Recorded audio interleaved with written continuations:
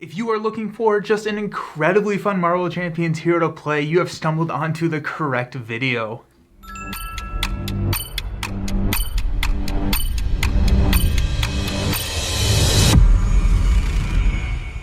Hello, welcome to the channel. My name is Nelson. This is Nelson All Over Cards, and today we're taking a deep dive look into Wanda Maximoff's Scarlet Witch. Before we got here, I did play 4 different games with her, one in each of the aspects. Those games are linked below. If you are curious in watching those, go ahead and check them out. And this is the summary recap where we're going to talk about her, what kind of cards she likes, rank her aspects, and then rank her as an overall Marvel Champions hero. Wanda Maximoff has 3 recovery and 10 hit points.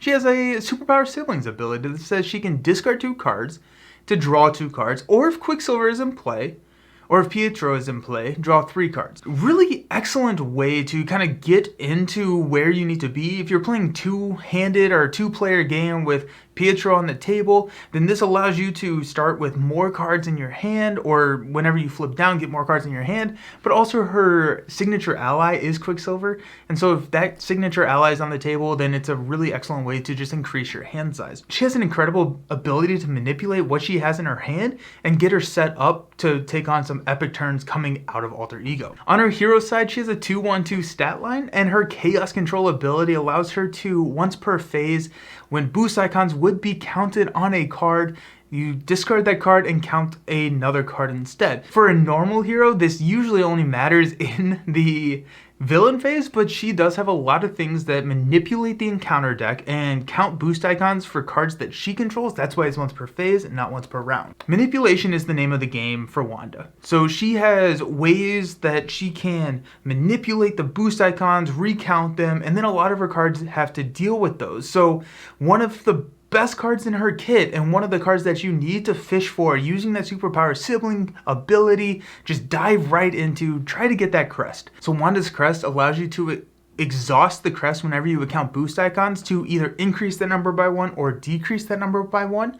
And this can lead to some really cool interactions in the villain phase to save you damage. You're probably not increasing the boost icons in the villain phase because I'm sure there is a situation out there, I just can't think of it right now. But in the hero phase, she has a couple cards like Hexbolt and Molecular Decay, where the boost icons very much matter. So take Hexbolt, for example. You discard the top 3 cards of the deck. Then you get to resolve each one of those based on how many boost icons they have. It has a different effect. So if it's 0 boost icons, it's doing damage. If it's 3 boost icons, it's passing out a status card. And it's just so much flexibility for this 2-cost event. She has 4 of them in her kit, which is absolutely insane. It's one of the more fun cards in Marvel Champions because it's kind of like you're going to play it and you're not quite sure what's going to happen. But it does have access to anything. It can deal damage, remove threats, draw you more cards, or pass out status cards. So it's an incredibly powerful card, and you have that crest to either manipulate up or down. So maybe you needed a status card. You draw a 2, you can change that card draw into a new status card, or you could use her chaos control ability to redraw one of those cards. Say if you didn't need threat removal and you drew a 1, you've already used the crest, discard it and draw a new one. Hopefully maybe you get a 2 and some card draw. I did mention Molecular Decay. This is her big attack. It's a 3 cost for 5 damage, discarding the top 2 cards of the deck and dealing additional damage based on the number of boost icons on those cards. Incredible amount of damage potential, especially if you are drawing some 3 or 4s. It's pretty cool when you are able to swing for 10 off 3. If you just discard a 2 and a 2, use her crest to up that to a 3, you're dealing a lot of damage. And then the last card I want to talk about in her kit is probably my favorite card in her kit. It's Chaos Magic. This is a 0-cost event that allows you to play a card from your hand, ignoring its resource cost, and instead discarding cards from the encounter deck equal to the printed resource cost. So this can allow you to get in some really high cost cards just with a acceleration to an acceleration token, or a ramp up to an acceleration token. She's all about milling the encounter deck, and so she's gonna win fast, or else she's gonna scheme out with all the acceleration tokens. Chaos Magic, a Avengers Mansion. Discard 4 cards, you get an Avengers Mansion onto the table for 0 resources, effectively free. Really epic card. I love Chaos Magic. let's dive into some of the basic cards that she likes. So just like any other mystic, she likes the Spiritual Meditation and Sorcerer Supreme. Spiritual Meditation allows you to even mill further for some of those specific cards that you're looking for. Like if you have a Chaos Magic, let's try and get that Quinn Carrier, that Avengers Mansion, or Helicarrier, or whatever you need onto the table or into your hand using a Spiritual Meditation to just kind of mill for those.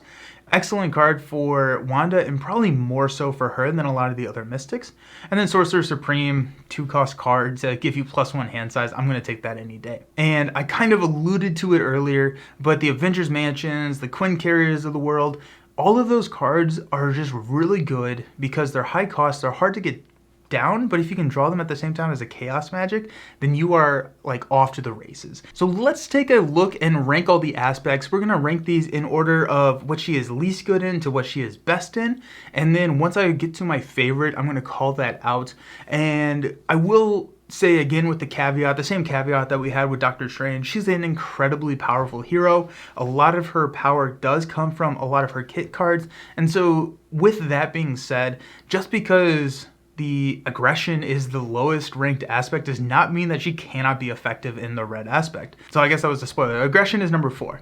Aggression is kind of the win fast strategy. A rush strategy works pretty well with her. If you load up on attack events and just let her go face with the villain, Molecular Decay can rush down the villain so very quickly. If you get lucky, you have that crest out, you can use her Chaos Control with Molecular Decays to make them being hitting for 7 to 11, depending on how lucky you are with those draws.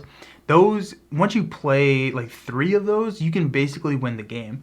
The other thing that I like about Aggression is the fact that she has those Hex Bolts, and that can really help her take care of some minions. So those deal 2 damage if you draw a 0 boost, and so that can be some minion control, or you can just throw all of that damage at the villain and probably be pretty okay with the outcome. In third place, we have my favorite aspect, which is protection. Again, probably biased because I just love protection, but I think she has a really interesting protection build. Because she's able to mitigate the damage coming in with her Chaos Control and her crest, she can make a perfect defense build fairly viable, especially that she starts with that 2 defense, a armored vest takes her up to 3, so she has the ability to mitigate damage really well. If you are running this perfect defense build with your energy barriers and then manipulating the boost icons that are coming at you, then Hard to Ignore can pretty much take care of the main scheme, and then if you draw some Hex Bolts, they can kill those side schemes for you. I think green is a just incredibly fun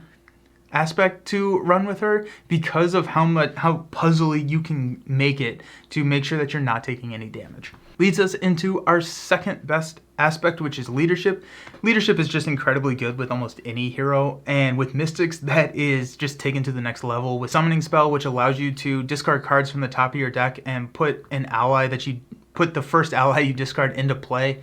If you combine this with Chaos Magic, it just allows you to run some really hefty allies and not necessarily need to worry about the cost. You can let them sit out there and take care of damage or threat, and then you can do the vice versa. So if you have allies that are mitigating threat on the table, hit those Molecular Decays and just take them out.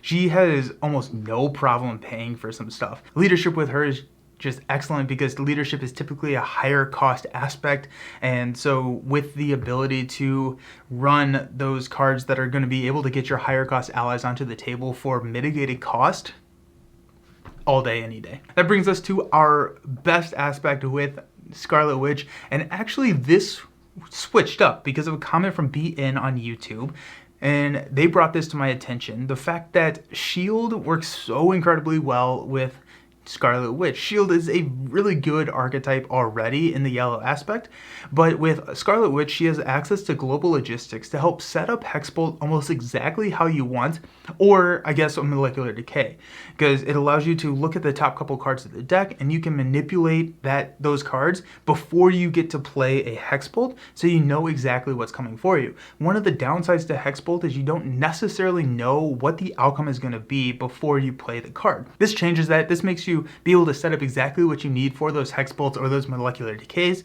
also just being paired with an incredible archetype. Also, I will call out Within here, or Wiccan, we call him Within on the stream because he always draws zeros, but that's not necessarily an issue with Scarlet Witch. So Wiccan says after he thwarts, discard the top card of the encounter deck based on the boost icons, deal damage to an enemy equal to those boost icons. This is a time that you would count boost icons, so you can manipulate it with her chaos magic, or I'm sorry, her chaos control, and then also her crest. So this can lead to some extra damage for you. The community was pretty dissimilar to what I had with my rankings, and so at this point I'm not quite sure if I ranked them incorrectly, or I do think that the community does take into consideration multiplayer, but aggression was number 2, and she does have a really strong aggression build. I just think she has so much damage already in her kit with the solo that she can just take control. She has so much chaos in her kit that it's so incredibly fun.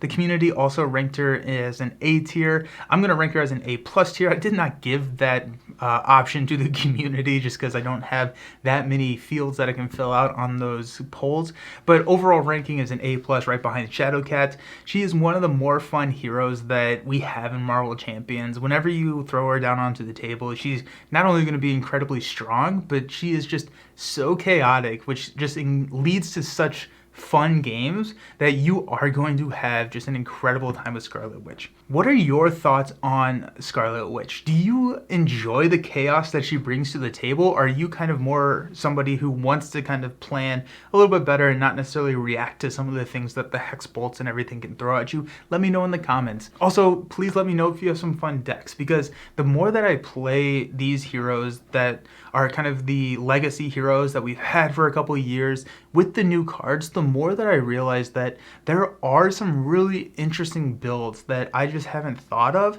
or haven't seen, like the Shield Justice. So if you have cool decks that you think, share them with the community, because it's so much fun to go see how other people are building these heroes. If you enjoyed this video, I invite you to follow along the channel by subscribing and seeing more of these types of videos. We're diving into an aspect analysis series here in a couple of weeks, and so I'm really excited about that. So if you are interested in following along with the Marvel Champions, Arkham Horror, Lord of the Rings games, I invite you to do so.